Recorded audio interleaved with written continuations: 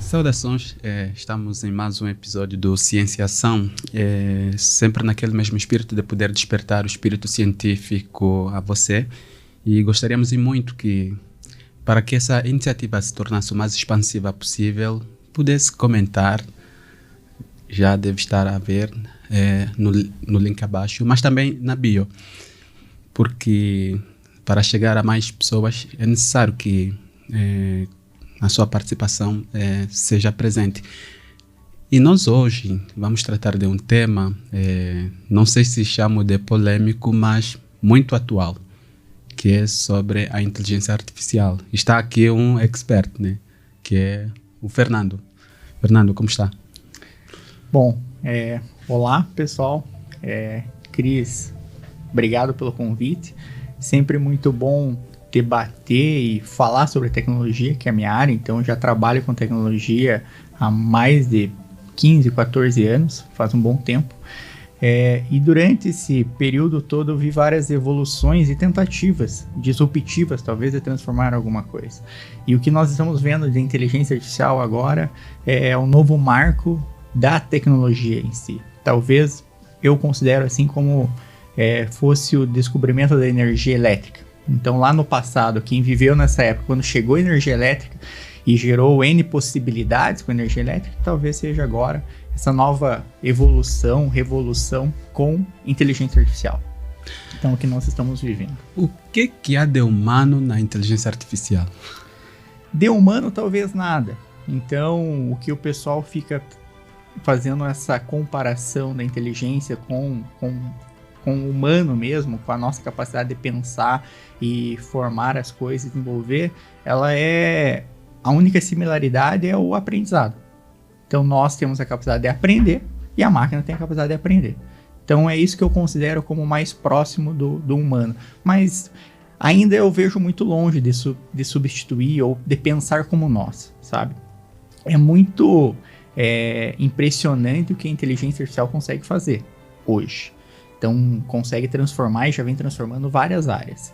Mas ainda estão bem longe de ser como nós, sabe? Uma das grandes preocupações em relação à inteligência artificial é o nível de celeridade, né? O cálculo, por exemplo, que faz, o ser humano não é capaz na mesma velocidade, né?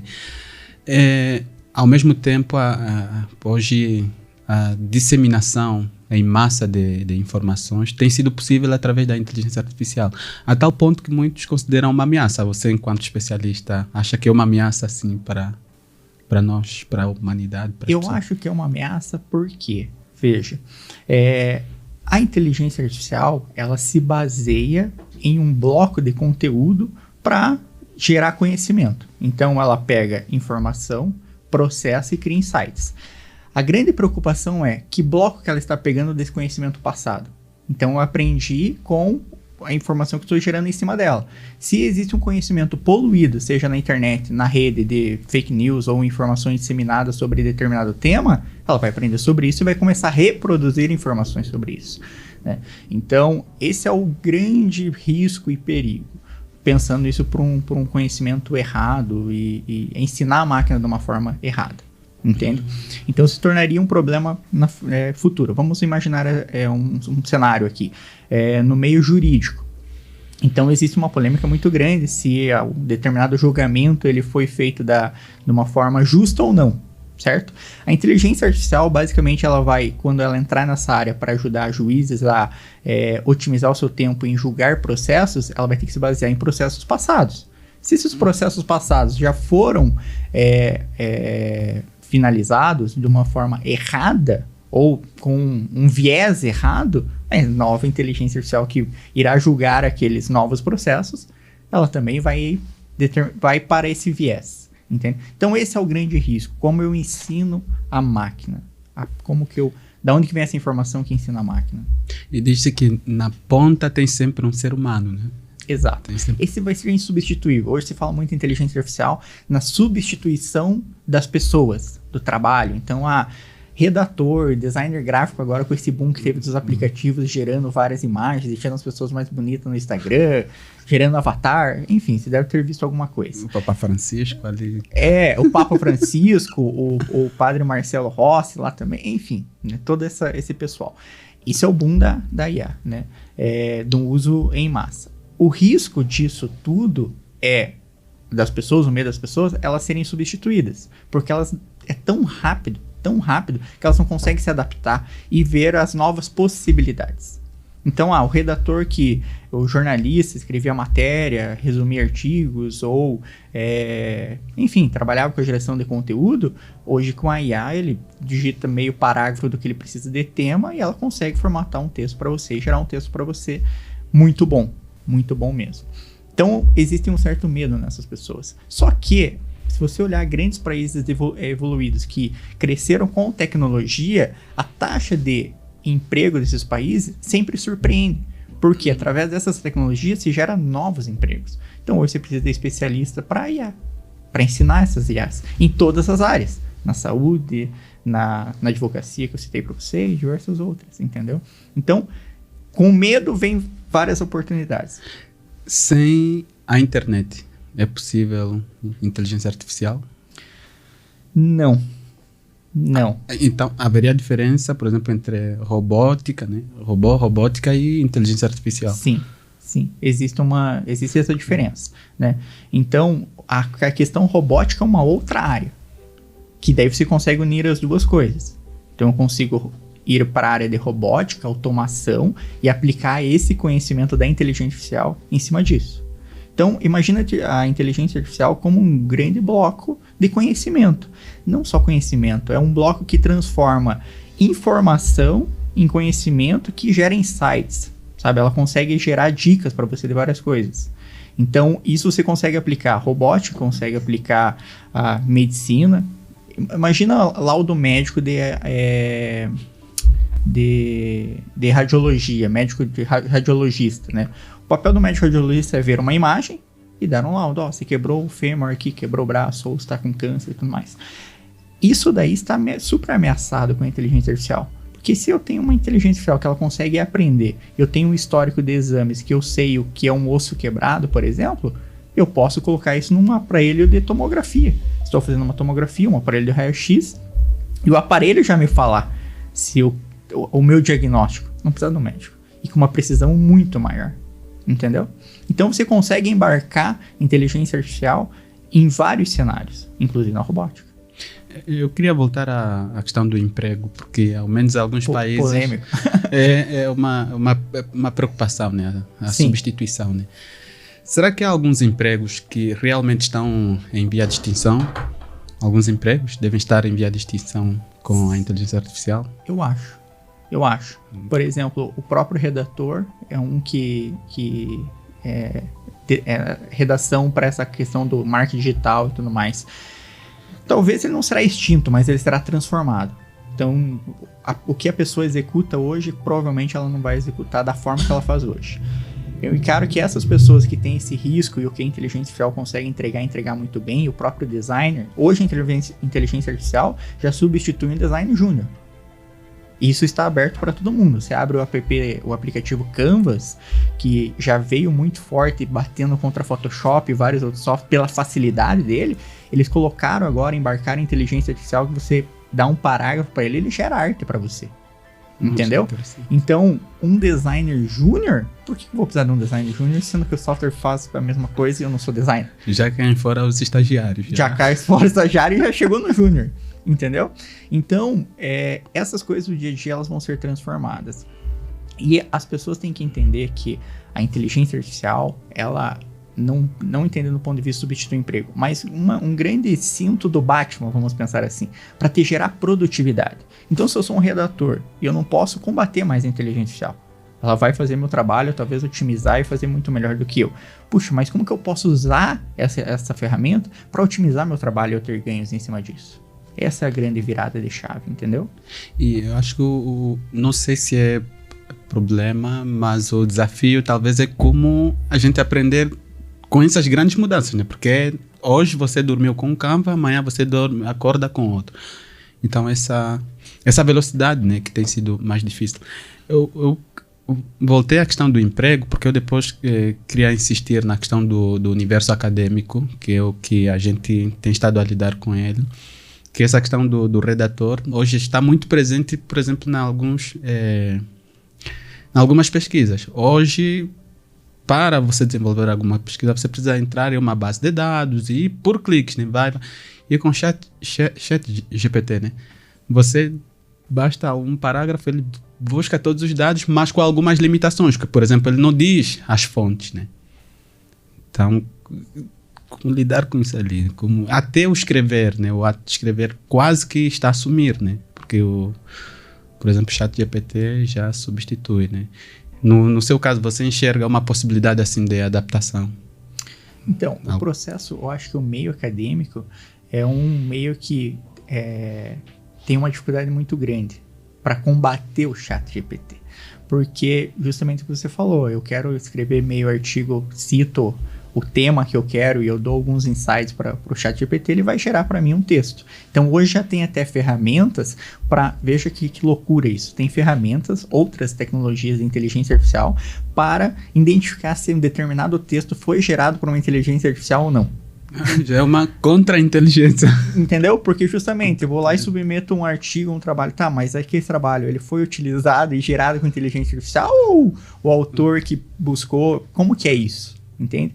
Então, é muito complexo. Mas o meio acadêmico em si, ela vai ter que sofrer uma evolução também. Que, na minha opinião, não aconteceu essa evolução ainda do meio acadêmico. Né? Muito artigo, porque você vai fazer um mestrado, um doutorado, sempre você vai se basear com outros artigos de outras pessoas do passado, né? Mas se você for reparar bem no fundo, acaba que aonde que está a inovação em cima disso?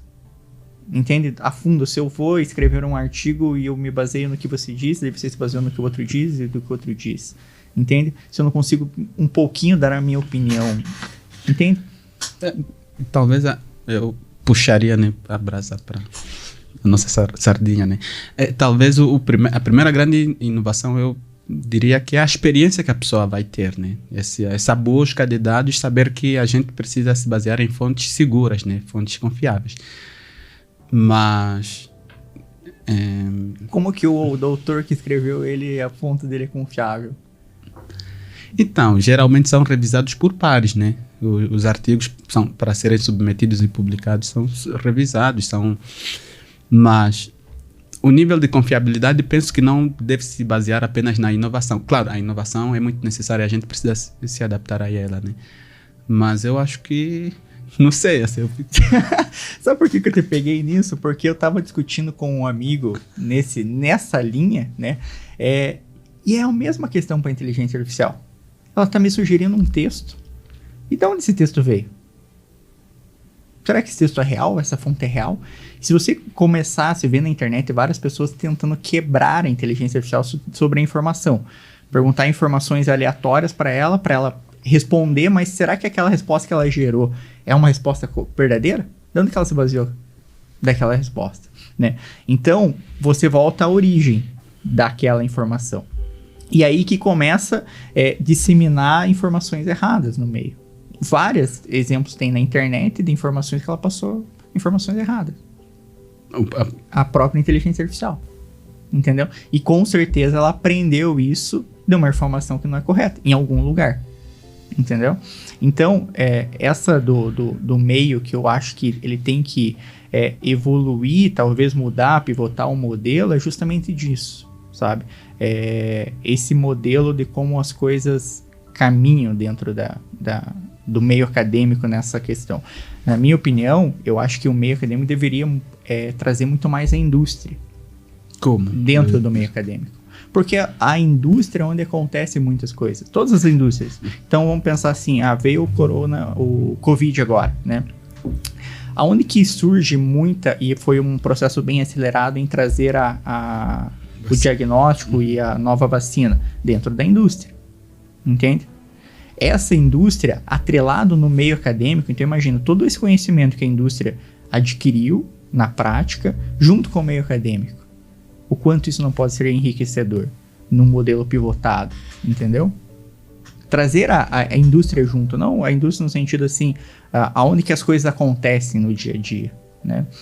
Na área de tecnologia, as empresas de tecnologia dentro da faculdade, da universidade. Eu falo isso da minha experiência, da minha área técnica, porque na faculdade você aprende a desenvolver em linguagens de 1998.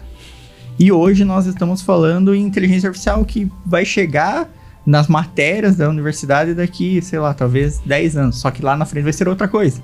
Se não, nesse processo acadêmico, tivesse uma empresa ou grandes empresas apoiando esse desenvolvimento, talvez o cenário seria outro. Mas a gente, quando fala em indústria, o que vem em mente primeiro é a iniciativa privada, né? Iniciativa privada, isso. Que algumas vezes não conversa bem, ao menos com universidade pública, academia e tudo mais, né? Será que no seu caso você acha que o ideal é que houvesse um casamento melhor? Exato. Entre essas duas pontas. A iniciativa privada, entendeu? E a pública. Total. Porque eu acho que nós conseguiríamos gerar muito mais insights, muito mais conhecimento, evoluir mais rápido as coisas. Mas até essa questão de bolsas e tudo mais acadêmica, sabe? Com certeza a iniciativa privada tem muito interesse em desenvolver, porque esses alunos, eles vão para o mercado depois, vão voltar para o mercado depois, né? Claro, eu penso que a academia, ela mantém algumas estruturas que elas são, diria, seculares ao menos, né? Que primam por alguns aspectos essenciais da sociedade, porque uma delas é a questão ética, né? As questões éticas que precisam ser salvaguardadas, né? E quando a gente pensa na inovação, praticamente é na constante quebra de paradigmas, né? E agora, a academia ela zela muito pela sociedade e pelo efeito positivo, né, que essa inovação vai ser quando for implementada, né?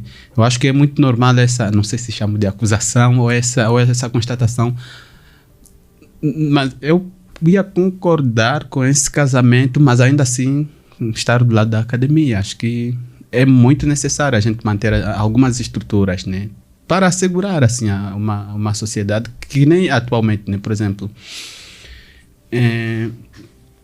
com a pandemia, nós vimos várias, como é que chama, não sei se chamaria discursos que não são apenas de ódio, né? Que foram disseminados como estratégia de monetização. E a indústria, pressupõe-se que a indústria esteve também desse lado, assim, de fazer do ódio uma máquina de fazer dinheiro. Então, não sei se não valeria ainda a pena manter a estrutura acadêmica. Não, mas eu digo assim, trazer a instituição privada junto com a academia para gerar insights hoje e até ser laboratório da própria academia. Entendeu?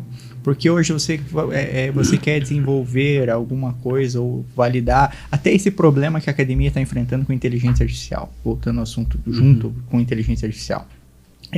Em combater e entender quando o aluno traz algum trabalho, se aquele trabalho for gerado por inteligência artificial ou não. Se depender só da academia para combater isso, não vai combater. Você acha que vai combater?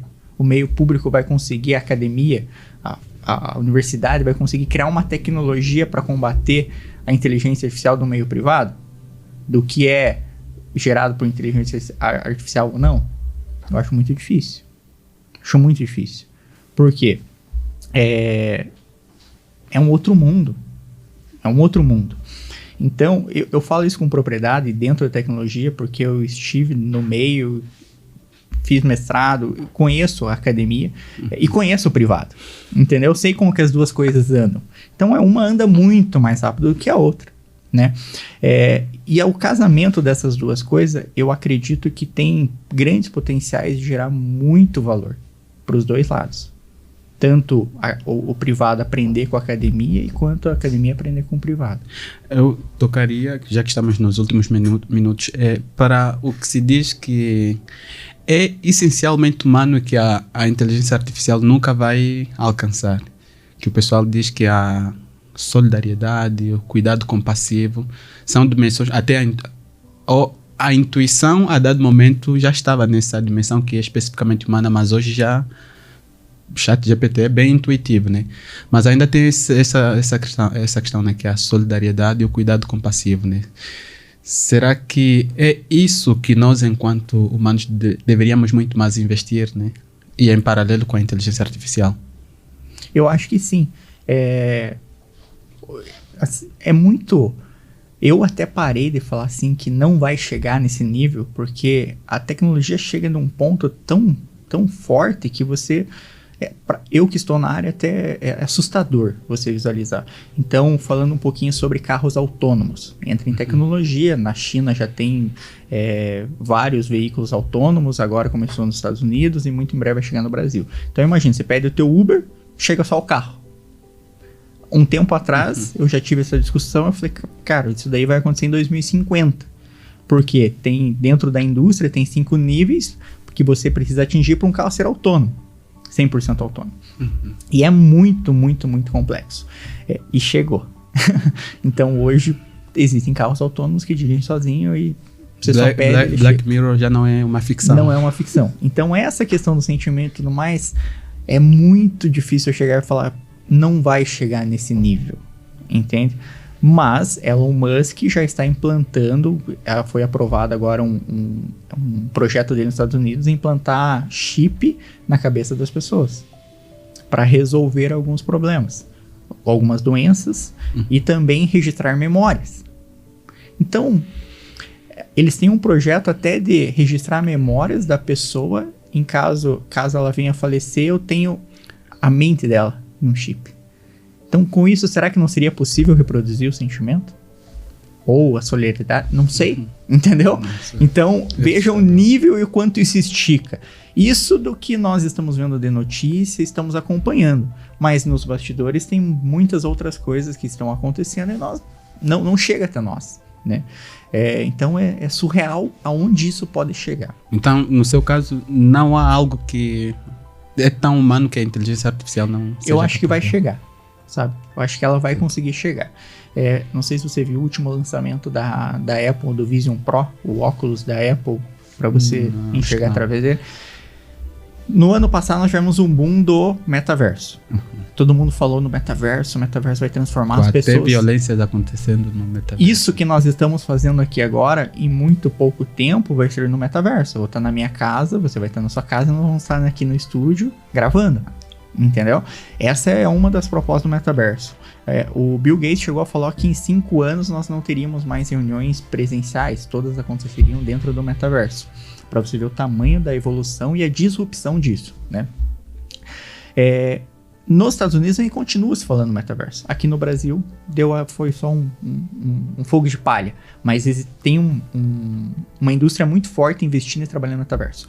A Apple lançou um óculos que você vai conseguir enxergar como se fosse o metaverso. Então, você vai entrar na tecnologia de forma imersiva. E através desse óculos, você consegue reproduzir a tela do seu computador. 100%. Então, eu estou trabalhando aqui com óculos, eu posso colocar um telão na minha frente e trabalhar através desse óculos. Posso fazer uma reunião com vocês, que eu estou falando da reunião, através desse óculos. Então, novo Black Mirror. Literalmente. Não erra, né?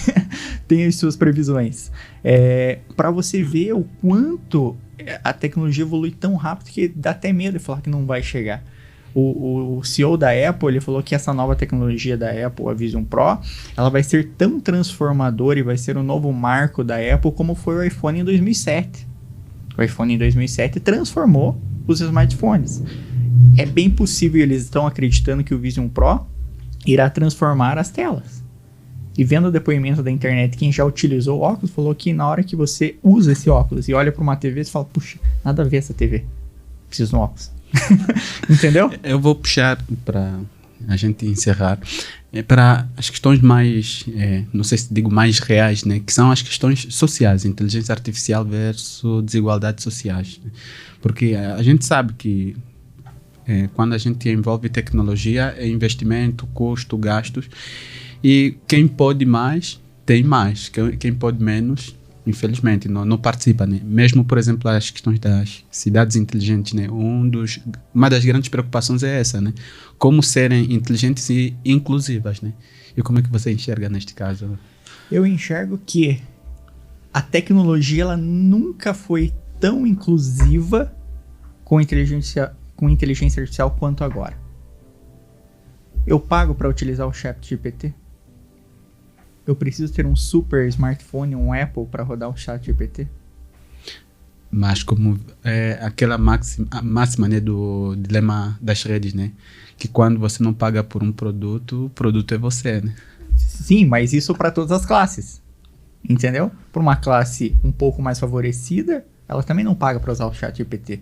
Então, uma menos favorecida, ela também tem acesso. O que eu estou falando é que, independente da classe social, está disponível para nós a tecnologia para utilizar. Eu não preciso ter um super recurso para rodar, utilizar essa tecnologia. Não preciso ter o último celular do ano. Não preciso ter o melhor celular. Eu só preciso ter a internet. Pode ser no pior celular. A mesma coisa que uma pessoa com um iPhone de última geração consegue usar e extrair de recurso e potencial que essa tecnologia tem, uma pessoa com menos recurso, com um celular o mais simples possível, tendo acesso a uma internet, ele vai conseguir ter utilizar o mesmo potencial, entende? Então eu acho que as tecnologias em si, elas cada vez mais se tornam mais inclusivas. Não é exclusiva. Eu não excluo as pessoas. A própria internet. Se você pegar o Starlink do Elon Musk, ele consegue colocar a internet em partes do mundo onde não chega. Não chega por cabo, não chega porque não tem estrutura. Cidades e até vilarejos com menos potencial econômico. Ele coloca um radar e tem internet disponível. A gente quando encontra alguém que domina, a gente quer aproveitar ao máximo, né? Eu queria entrar já na questão da regulação das redes. Qual é o seu parecer a nível de limitar assim, alguns excessos? Eu acho que é um tiro no pé a regulamentação das redes sociais. Por quê? As pessoas nas redes sociais, elas ganharam, não poder, mas ganharam uma opinião, formadoras de opiniões, né? Então travar ou limitar a pessoa de se expressar nas redes sociais, eu encaro como um problema. Eu acho que para combater esse problema, nós deveríamos investir em verificar as pessoas nas redes sociais. Então eu crio um e-mail ou crio alguma rede social, enfim, ter um processo de verificação maior para garantir que o Fernando é o Fernando mesmo. Que quando o Fernando ele opine numa rede social, ou ele compartilha alguma coisa, ou ele propague alguma coisa, eu sei que é o Fernando. Então eu consigo ir atrás do Fernando. Esse é a grande questão, né? Mas o controle da rede social como ela eu acho que é um retrocesso para nós. Talvez a expressão que a gente usa é que não seja das mais adequadas, mas eu acho que, pela sua explicação, o que muitos precisam é que sejam pessoas reais e se manifestem realmente. Né? Exato. O problema hoje é que as pessoas elas se escondem atrás do computador, criam uma conta fake e saem falando um monte de bobagem na internet. Né? Difundindo conteúdo fake news e tudo aquilo que a gente já conhece. Esse que é o problema. Só que as pessoas atacam esse problema, na minha opinião, de uma forma errada. Tentando burocratizar, às vezes, o acesso ou a propagação dessas informações. Né? Sendo que deveria atacar no meio da verificação dessas pessoas que estão gerando isso e estão conseguindo criar conta, talvez, nessas mídias sem ser verificado. Mas, Fernando, eu há dias ouvi uma fala que achei muito positiva, né? De tudo quanto no dia a dia é permitido, nas redes também. Agora, tudo quanto não é permitido no dia a dia, não tem como a gente achar que é tolerável nas redes. Não acha que isso seria os parâmetros da regulação das redes? Mas o que não seria tolerável na rede hoje que o pessoal... A gente acompanhou o problema do Discord, né? Os adolescentes, as diferentes violências acontecendo, né? Será que lá seria permitido no dia, enquanto que a gente sabe, por exemplo, a questão desses abusos, no dia a dia a gente sabe que eles têm um outro tratamento, né? Só nas redes é que devem acontecer. Mas eu não vejo essa diferença do uso. Quem acaba errando na forma de usar sempre são as pessoas. Então, da mesma forma que eu posso ver alguma coisa fisicamente, eu faço no digital. Entendeu? O que eu vejo o problema no digital, o próprio Discord, vou lá e crio um nickname fake. E eu me transformo numa outra pessoa. Então, na vida real eu sou o Fernando. E lá na digital eu sou o Avatar 123. E daí com o Avatar 123 eu me transformo. Esse que eu encaro como um grande problema. É não chegar na pessoa, de fato, que tá gerando aquele conteúdo. E a partir daí surgem N outros problemas. Há muito do que a gente poderia tratar. Eu gostaria muito que o Fernando voltasse para próximos temas, porque é muito curioso. Mais uma vez a gente agradece. Não sei se teria uma última palavra. Não, eu agradeço aqui. Eu acho que a gente passaria a noite com certeza debatendo. É um assunto que eu gosto muito e tem vários pontos para nós debatermos. E agradeço a oportunidade. Tá bom. Nós agradecemos também ao Fernando, mas também a si que teve de nos aturar ou até gostar também, né? Esses momentos, né? A gente sempre solicita, pede humildemente que compartilhe, que comente e sugira novos temas, né? Porque a gente só combate falsas informações com mais informações e muito boas informações, né? E a gente se junta a esse esforço. Até.